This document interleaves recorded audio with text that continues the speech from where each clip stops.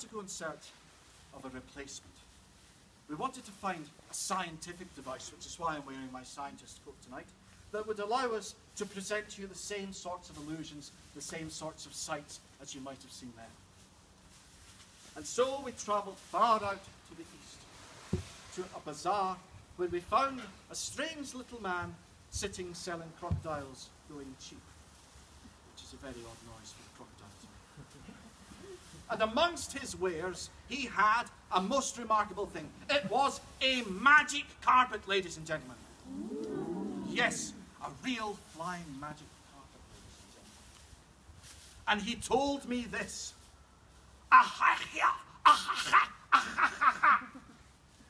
And then he took the fishbone out of his throat, and he told me about the spell that we needed to use to animate this carpet, so that we could use it to present scenes from the past. Ladies and gentlemen, I'm going to invite you to say the spell after me to make the carpet levitate. Will you do that, please? Thank you very much. We'll try this. Sim salabim. Sim salabim. Oh, and the carpet leaps up into life and hovers. Oh, but floats down again. Clearly the spell was not quite strong enough. We'll try another. Are you ready? Good. Izzy, wizzy, let's get busy. Izzy, wizzy, let's get busy. And the carpet again leaps up, starts to fly, floats around for a little while, but oh, comes tumbling down again. Ladies and gentlemen, this is clearly going to need some very strong magic indeed. I'm going to use a very old Latin spell, which I learned when I was studying demonology in Padua. It's in Latin, and it has actions, Kabbalistic actions, which you must all follow. Now, do you promise to repeat after me and to follow my actions?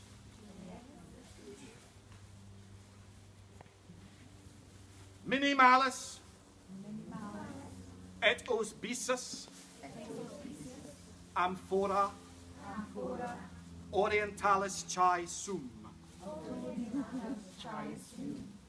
ecce manipulum et ecce sputum. Oh, do you speak Latin? Quandum aqua brulante exclamandum inclinatum et expelliarum.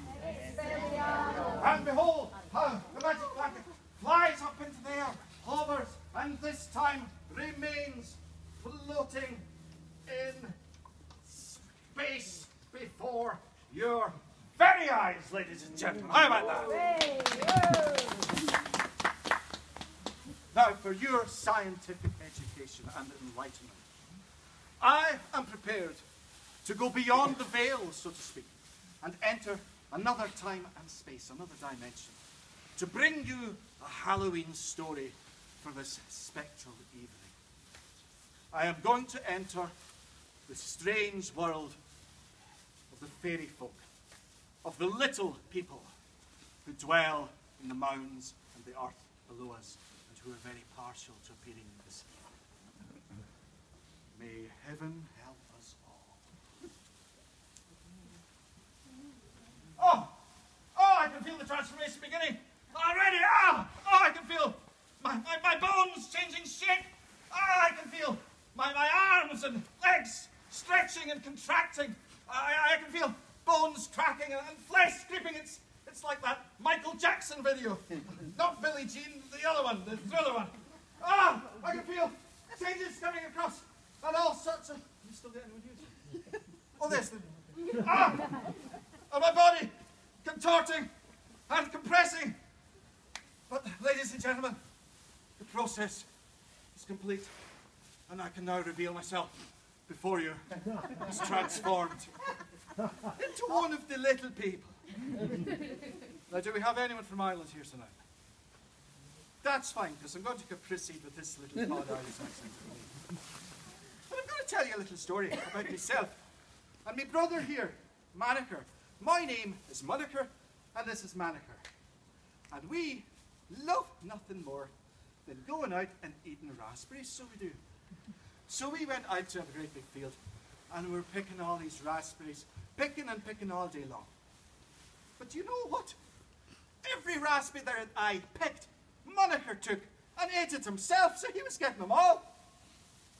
So what kind of punishment do you think we should enact on Moniker? Kill him. Somebody. That, I like the cut of your jib, young man. And so, what we're going to do is we're going to find a rod and cut the rod to make a noose to hang Moniker with. And so I went walking out along the street, and there I saw a rod growing by the side of the road. And the rod said, "Top of the morning to you, Moniker, how are you today?" And I said, "I'm very well. I'm looking for a rod to cut to make a noose to hang Moniker with. He's been eating all my raspberries." And the rod said, "Well, that's all very well, but you'll not get the use of me until you find an axe to cut me with." And I thought, well, that's reasonable. You need to get an axe to cut the rod. Okay, so off I went, and I wandered on a little bit further. I found an axe, and the axe said, "Top of the morning to you, Moniker, how are you today?" And I said, "I'm very well. How are you?" "I am looking for an axe to cut a rod to make a noose to hang Moniker with. He's been eating all my raspberries." And the axe said, "But that's all very well. But you know, before you can get the use of me, you'll need to find a stone to sharpen me with." And I thought, okay, a stone to sharpen the axe with, that's fair enough. I walked on a little bit further, and I found a stone there basking in the sun. And the stone says, "Top of the morning to you, Moniker, how are you today?" And I says, "I'm very well. I'm just looking for a stone so as I can sharpen the axe, so as I can cut a rod to make a noose to hang Moniker with, who's been eating all my raspberries." And the stone says, "Now that's all very well, except you'll be needing some water to wet me with." I thought, well, water, this is getting very complicated. But I walked on further, and sure enough, I came across a lake. And the lake was full of water. And the water says, "Top of the morning to you, Moniker, how are you today?" And I says, "I'm very well, except I'm looking for some water to wet the stone so as I can sharpen the axe so as I can cut the rod to make a noose to hang Moniker with, who's been eating all my raspberries." And the water says, "Well, that's all very well, but you'll not get the use of me until you can find a deer to swim in me." And I thought, a deer to swim in you? This is just getting a little bit odd. But off I went, walking into the woods, and there, sure I saw one, a great big deer with a great big pair of antlers sticking out of his head like a big Egypt. And he says to me, "How are you doing today, Moniker?" And I says, "I'm very well, thank you, except I'm looking for a deer to swim in the river so as I can get some water, so as I can wet the stone, so as I can sharpen the axe, so as I can cut a rod to make a noose to hang Moniker with." And the deer says, "Well, that's all very well, but you'll not get the use of me until you can find a dog to chase me with." And I thought, what's going on here? I'm going to end up with a menagerie. But I walked on, and fortunately I found a doggy sitting there. And the doggy said, "Top of the morning to you, Moniker, how are you today?" And I said, "I'm very well, except I'm looking for a hound to chase a deer so it'll swim in the lake so as it can get the water, so as it can wet the stone, so it can sharpen the axe, so as it can cut a rod to make a noose to hang Moniker with, because he's been eating all my raspberries." And the dog says, "Well, that's all very well. I'd love to help you there, but you'll need to find a pat of butter to put in my paw." I thought, a pat of butter to put in my paw? Well, where am I going to find that? But I walked on, and there was a lady, and she was turning milk into butter, and the butter sang into the dish to me and said, "Top of the morning to you, Moniker, how are you today?" And I said, "I'm very well, thank you, except I'm looking for a pat of butter to put into the dog's paw, so the dog will chase the deer, so the deer will swim in the lake, so as it can take some water to wet the stone, to sharpen the axe, to cut the rod, to make a noose to hang Moniker with, who's been eating all the raspberries." And the butter says, "That's all very well, but you'll not get the use of me until you can find a cat to scratch me with." So, quite angry by now, I stomped on along ahead. And there, fortunately, I found little Pussy Bardron sitting by the fire purring away. And she says, "Top of the morning to you, how are you today?" And I says, "I'm very well, thank you. Only I'm looking for a cat to scratch the butter so as I can put the butter into the dog's paws, so the dog will chase the deer, so the deer will swim in the lake, so as I can take the water to wet the stone, to sharpen the axe, so as I can cut a rod to make a noose to hang Moniker with, because he's been eating all my raspberries." And the cat says, "Well, that's all very well, and I'd love to help you, but you'll not get the use of me until you can find some milk for me to drink. You'll get some from that cow over there." So I went stomping off to see the cow, and the cow says, "Moo, how are you today?" And I says, "Moo back, I'm very well, thank you, except I'm looking for a cow to give me some milk so as I can give the milk to the cat, so the cat will scratch the butter, so as I can put the butter in the dog's paw, so as the dog will chase the deer, so the deer will swim in the lake, so as I can take the water to wet the stone, to sharpen the axe, to make a rod, to cut a noose to hang Moniker with, who's been eating all my raspberries." And the cow says, "Well, I'd love to help you, but you'll not get the use of me until you can find me some green grass to eat. There's some threshers over there, why don't you ask them?" And so I stomped over the fields, and there was the threshers standing in the fields cutting the grass. And he says, "Top of the morning to you, Moniker, how are you today?" I said, "I'm very well." Except I'm looking for some green grass to give to the cow, so the cow will give me some milk, so she can give the milk to the cat, so the cat will scratch the butter. So she can put the butter in the dog's paw, so that the dog will chase the deer will swim in the lake, so it can take the water to wet the stone, to sharpen the axe, to make the rod to hang moniker with, to make a noose to hang moniker with. Who's been eating all my raspberries? And the thresher says, well, we'd love to help you, but you'll not get the use of us until you can get us the makings of a cake. You'll get it from the miller over there. And so, I walked over to the mill, up to the door, and I rapped on it 3 times, and the miller came to the door, and he said, hello there, moniker, top of the morning, gee, how can I help you today? And I says, I am looking for the makings of a cake, so as I can give it to the thresher, so as they can give me some green grass, so as I can give it to the cow, so the cow will give me some milk, so as I can give the milk to the cat, so as the cat will scratch the butter, and I'll put the butter in the dog's paw. The dog will chase the deer will swim in the lake, so as I can get the water to put on the stone, to wet the stone, to sharpen the axe, to cut a rod, to make a noose to hang moniker with. Who's been eating all my raspberries? And the miller said, I can help you. Hooray! I said, hooray, that's fantastic news. And the miller said, there's just one thing. You have to get some water for me out of the mill lane with a sieve that's full of holes. And so I took the sieve and I was splashing and splashing around with all the water coming out the holes, and the water was going absolutely everywhere, and everyone was getting soaked.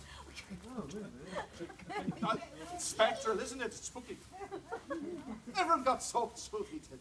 But then I stopped because I could hear a crow calling. And when I listened to that crow, I heard him saying, dab, dab. And so I did just that. And I took some clay and I daubed the sieve so there was no holes. And then I scooped up the water and I took it to the miller. Now, what did the miller give me? Makings of a cake. Why did he need the makings of a cake? Were you the only one listening, Adam? He gave it to the threshers. Why did he give it to the threshers? To get some grass. Why did he need the grass? Why did he give it to the cow? Why did he need the milk? Why did the cat get it? Scratch the butter. What did they do with the butter then? Put it in the dog's paw. Why did they need the dog to help me? Where did the deer go? Why did it go in the water? To wet the stone. What did I do with the stone? Sharpened the axe, so I did. What did I do with the axe? Well, I almost did by that time. I cut a rod to make a noose, to hang moniker with. Had been eating all my raspberries. But you know, ladies and gentlemen, by the time I got the noose along, moniker had eaten so many raspberries that he burst. Thank you very much, ladies and gentlemen. That's the end of the story. Thank you very much for listening.